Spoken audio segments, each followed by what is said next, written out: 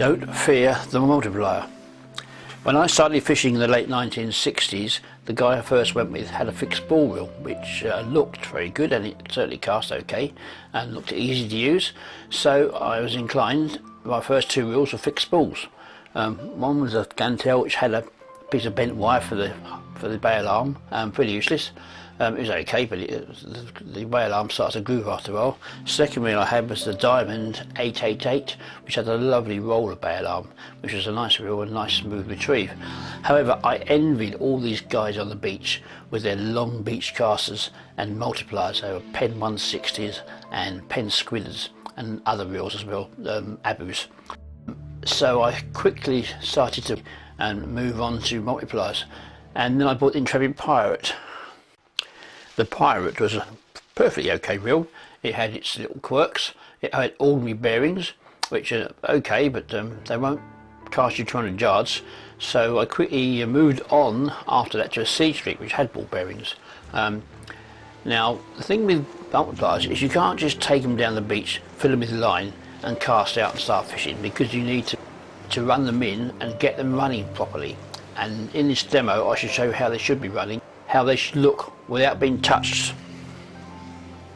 When you first cast with a multiplier, you need to do the brakes right up tight, so the spool cannot overrun at all, and then gradually ease it off so that the spool runs more freely.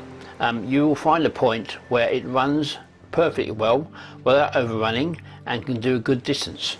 This takes a little while to get, but believe me, once you get it, and I always get it with my multipliers, then they run fine, and you can cast out at night completely blind and not worry about the reel overrunning or having a backlash, as they call them, bird's nest.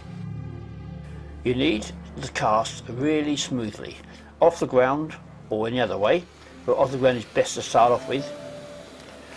You need a smooth, slowly accelerating cast, which is silky smooth, and as in the demonstration here, if you look at the slow motion cast, it is quite smooth, and that's something you get used to after a while with a multiplier. You can't snatch the cast, otherwise you will overrun the reel straight away and you get a big backlash, you lose your line and you bugger up your fishing basically.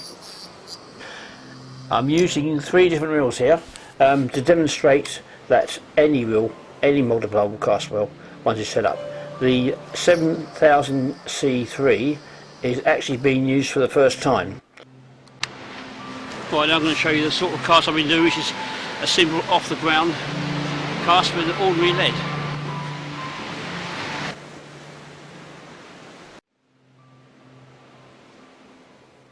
The 7000 C3 is being used for the first time. I found it quite stiff at first. It took a while to run it in and took a lot of casts, but once I got the brakes out right, it was fine. Not as good as a 7HT, but a 7HT is a tournament reel, and that will cast a long way. But it's certainly good enough for most fishing, and a very nice reel to use. So what is in there is a 5-ounce lead.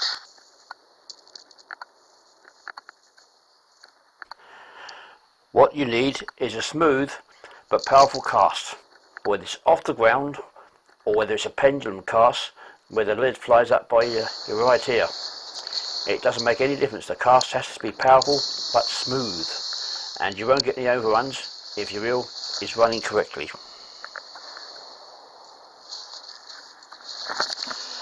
What you need to do is to practice, practice, practice. I haven't cast on the field now since probably 30 or 35 years maybe, and the last time I did was with a glass rod.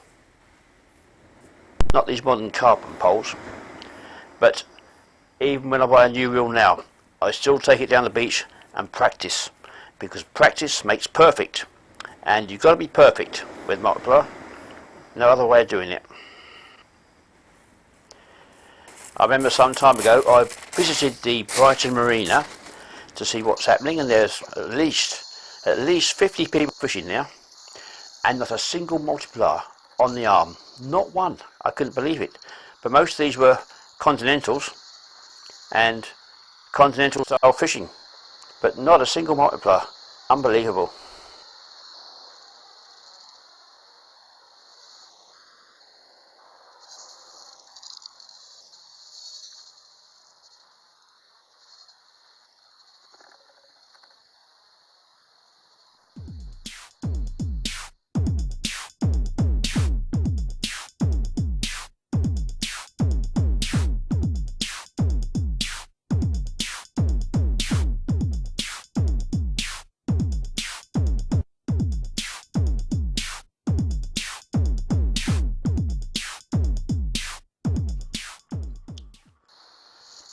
Most of the power in this cast comes from rotating the body, not from the arms. Right, second cast. So we're laying the lead out about 5 feet to the right, rod tip down. We take the rod tip right down and then right up and point it way up in the sky. And there we go.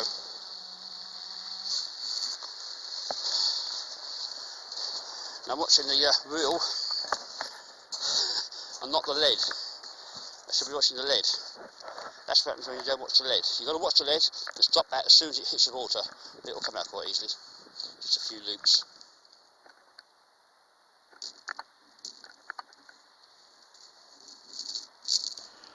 Most of the power in both this and the pendulum cast comes from rotating the body, not from the arms.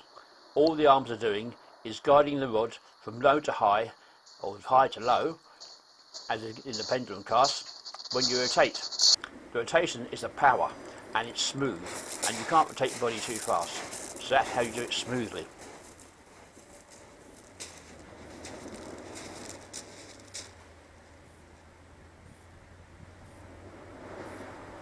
Having returned to beach for casting after a few years of absence, I am quite astonished at how many people now use fixed spools, as opposed to years ago when we almost universally used multipliers.